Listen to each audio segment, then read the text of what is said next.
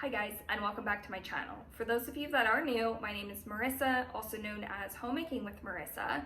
Today's video is going to be about goal setting. I have always been pretty religious about setting goals for myself at the beginning of each year because we are approaching the end, praise the Lord, to 2020. I wanted to make a quick video just talking about what types of areas I set goals in and what my goals are for the upcoming year. I hope that this video will provide some motivation for you to sit down, reflect on the next year, and really decide what things you would like to accomplish over the coming year. I read a quote once that said, "A goal without a plan is just a wish." And that really spoke to me, that if I don't write down my goals and I don't actively put a plan in place to work towards my goals, I'm probably not ever going to reach them.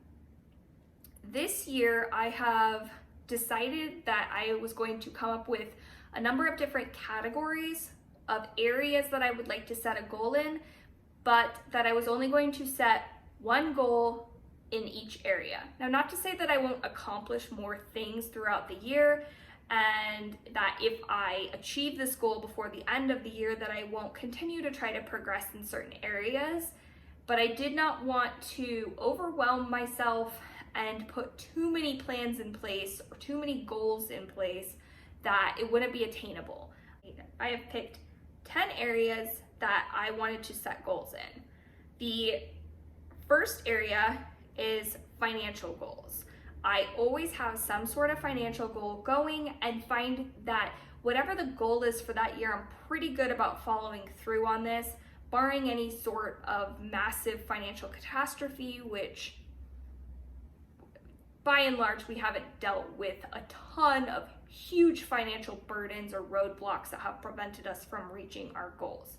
Now, this year, I didn't want to set a financial goal of something I wanted to purchase. I wanted to set a financial goal of just a habit that I wanted to set in place and a practice that I wanted to become more disciplined about. I've talked a ton on my channel about the value of a budget, the importance of having a budget, and while I always have a monthly budget and I'm pretty good about sticking to it, what I'm not always stellar about is tracking each purchase to make sure that throughout the month, I'm not exceeding that budget.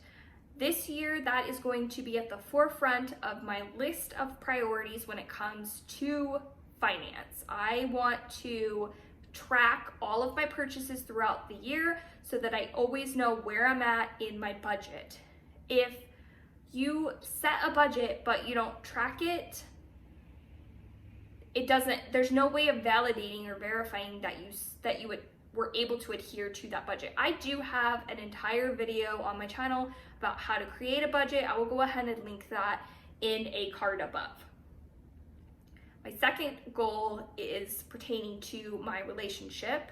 My husband and I will have been married for 10 years in June, and now, over the last 10 years, we have been really good about going on dates, and we have done a really poor job of going on dates. This year, I want to make sure that we schedule at least one date each month. Now, in 2020, that was difficult throughout the year because we're a little bit more limited on who can watch our kids and make it feasible for us to be able to do that. We have reintegrated certain family members that are able to watch the kids for us, and even if things aren't open and we're not able to go out to dinner or go to the movies, there is something that we can do to be creative to at least plan one date each month. My third area is parenting, and like I mentioned with my husband and I going on dates, I want to do something similar with my children. I was very good about this when I only had one child, about having date night with my oldest son. We would do it regularly. I was consistent, and I did a really good job, I think, when he was younger about making sure that there was plenty of one-on-one time with us. As I have had more children and there has been more that I'm responsible for, I'm pulled in more directions, I have found that I have gotten out of the habit of spending one-on-one time with my kids. And I think that as a child, my mom used to do this. She would take there was 3 of us as well, and she would take me out to the movies, or she would take just me out to dinner, and was very good about doing just one-on-one things with me when I was younger, and I still remember it, and there was certainly a value to that. I want to get into a better habit of at least once a month having one-on-one time with each child.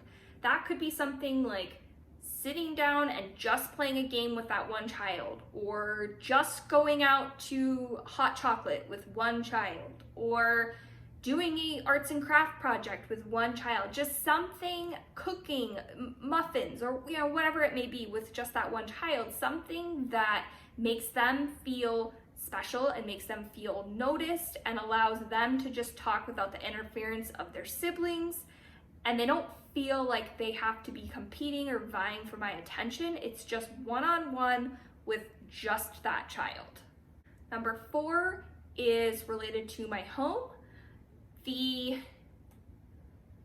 main project that I want to get accomplished, many of you that have been following me for a while know that my husband and I did a ton of work in the backyard over the summer. That was kind of a spur of the moment thing. It wasn't really a well thought out goal for the year, and came about because all of our vacations got canceled, and we ended up with, I film all these videos on my phone and somebody just called, so I'm not really sure where I left off, but I think that I was talking about my house. So last year, this year, they all blur together. This last summer, we did a ton of work in the backyard because all of our vacations got canceled and we ended up with extra money. We also we ripped out all the carpet and extended hardwood throughout the entire house. However, we intended on changing out all of the trim in our house, but just have not gotten around to doing it. The stores have been closed. They're only open during the week, and it's hard for my husband and I to get down there. Excuse after excuse why we have not done the trim in our house. But now we have areas where we took the baseboards off to do the floor, but we haven't put them up. So there's literally just no baseboards behind, like, my bed, no baseboards. In the closet, no baseboards. Some of the corner pieces broke. We were taking them off, so now we've got places that there's no corners. It's looking a little shabby. So that is something that we want to prioritize doing this year, and making sure that we redo the trim in our house. I think that this is something that my husband is going to be able to do on his own, and if not, his dad's very inclined in that area, so I think his dad would be able to provide some feedback if he doesn't know exactly how to figure it out. That is something that we would like to finish this year. The other thing that we have been considering doing is adding on to our house. We had talked about doing this, and then with COVID, we didn't want strangers in and out of our house, so it kind of got put on hold. And we would like to get at least some bids and see what it would cost to add on. Our house is not very big. It's pretty cramped for a family of 5. It's certainly livable, and we are completely making do, clearly, with what we have. We would just like to get an idea. We think that it would be far less expensive to add on to our house versus listing our house and buying a new one. The area that we live in is really expensive to buy a bigger home in. We like this area, so because we have such a big backyard, we're hopeful that we can add on for a reasonable price and just give some additional living space in our home.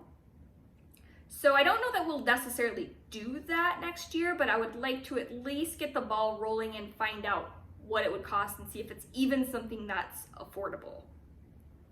The 5th area pertains to my job. I work 18 hours a week. I was working outside of the home. I'm currently doing that all from home. And it's been challenging with taking on all of the schooling. There is no end in sight in my area. I have no reason to believe that my children will go back to school this school year. So we're looking at, they're not going to be back in school. In Oregon, schools don't start until September. We're looking at September before my kids are potentially back in school, which means I'm going to be home with them for the vast majority of next year.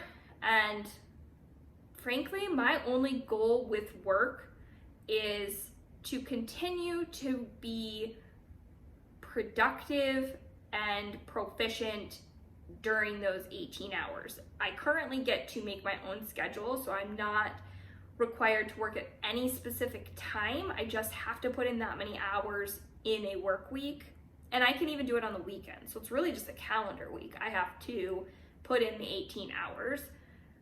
My goal for 2021 is to just continue to get in my hours on a weekly basis, and when I'm working, to do it well. My next goal is pertaining to health, and I have talked about mental health on this channel and have talked about yoga on this channel. I have reintegrated doing yoga, and my ultimate goal would be to do yoga every single day, but I know that that is not currently realistic, and I have decided that I would like to set a goal of doing yoga 5 times a week, and it needs to be for 10 to 15 minutes. So we're not talking about a long period of time, but it is just a way that I can prioritize myself and my health and my physical and mental well-being by integrating yoga consistently into my daily schedule. My next area is personal care. I am horrendous about self-care. I do know that there's a value in it. I know it's important. I know that we can't pour from an empty cup, but that doesn't mean I'm very good about filling mine back up.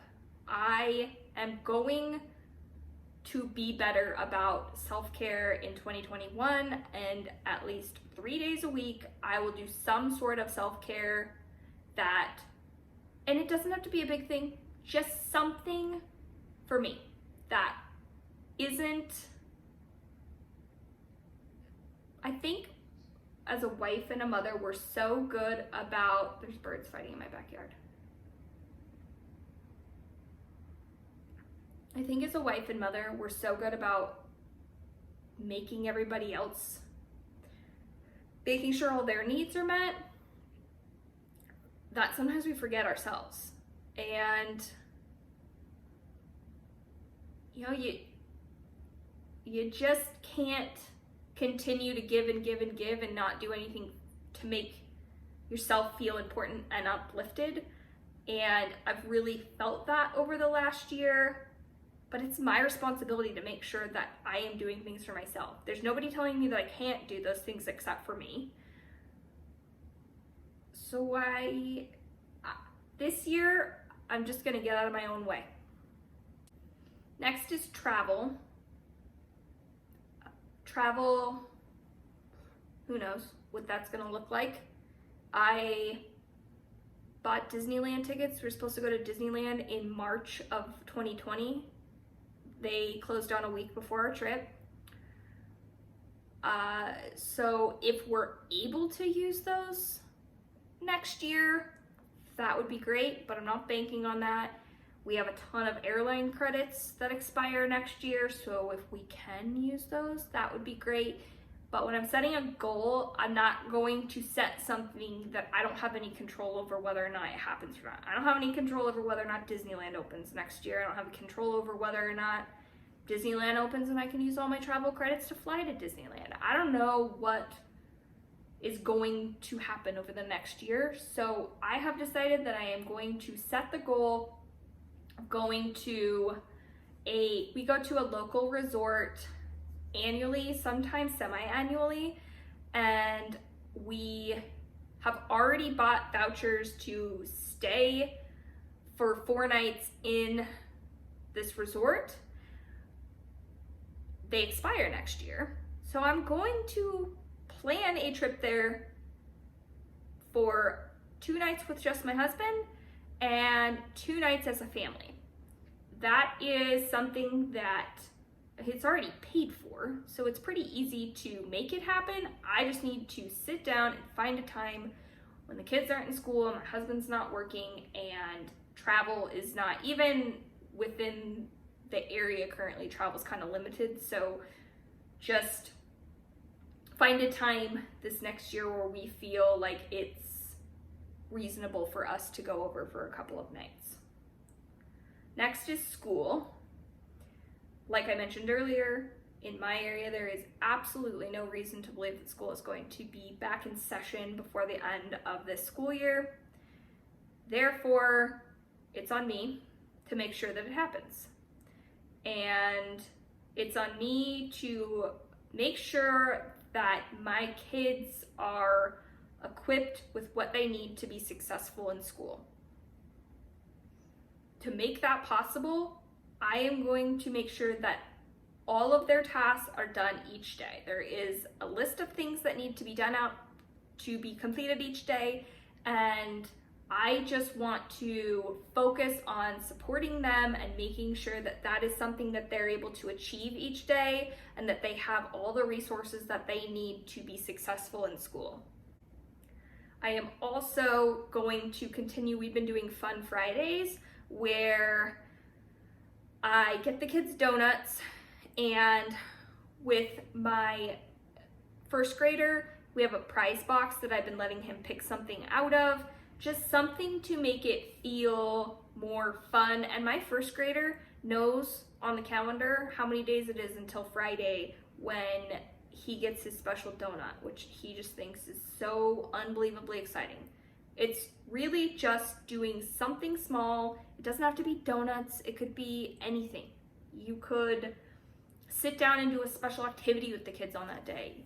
Whatever is appropriate for your family could easily be added to, and it doesn't even have to be on Friday. Just one day a week, I want to make sure that there is something that the kids have to look forward to, so that there is something that is special and something that's fun about this set of circumstances that they weren't getting when they were enrolled in just regular school. I'm going to be making an entire separate video. I don't know the order that these are going up. It may be up already. If it is, I'll put it in a card above. I'm going to be sharing 5 tips that I have for ways to reduce the stress for your children during virtual learning. And my 10th and final goal is pertaining to YouTube. I started my YouTube channel in February, the end of February of this year, right before everything shut down. And I think that this has been a really positive experience for me. I do not have any sort of particular niche on YouTube, and I know that is that anytime you read about how to be successful on YouTube, it always talks about having just one particular niche that's all you talk about. And I've thought about doing that, but I really just created this as an outlet to share with other wives and mothers. This is not limited to just women, but I think my analytics say that like 98% of my followers are women. So, but men, my 2% of men, I'm speaking to you too. I just want people to feel like when they're feeling overwhelmed and they're feeling stressed out and they're feeling like they can't handle everything, that there is a place that they can go to and they can feel uplifted and they can feel supported and they can get ideas for recipes or a resource for budgeting or how to set goals, whatever I do a lot of videos about capsule wardrobes, just whatever they're looking for, that they feel like there's a place that they can go and that there's somebody that understands them and can relate with them. My goal next year for YouTube is just to continue to be myself and continue to post what I want and what I feel passionate about and what I feel called to and what I hope will provide some sort of help to someone else, and to also focus on all of the kindness in this community and not all the negative, because there certainly is negative. There's people that are really unkind, there's people that are very judgmental and can be really cruel, and I am going to be disciplined about not giving those people power and focusing on all that's good. Just to recap, I'm going to go over the 10 areas again. So for me, it is financial, relationship, parenting, home, work, health, personal, travel, school, and YouTube, which could also be hobby, whatever your hobby is, something pertaining to that. If you are a goal setter, if you have a plan for your goals, if you have areas of your life that you intend on setting goals for in 2021, I would love to hear about it in the comments down below so we can cheer each other on and be a support system to one another. I hope that you all have a happy and prosperous 2021 and that you are all staying happy and healthy. Bye.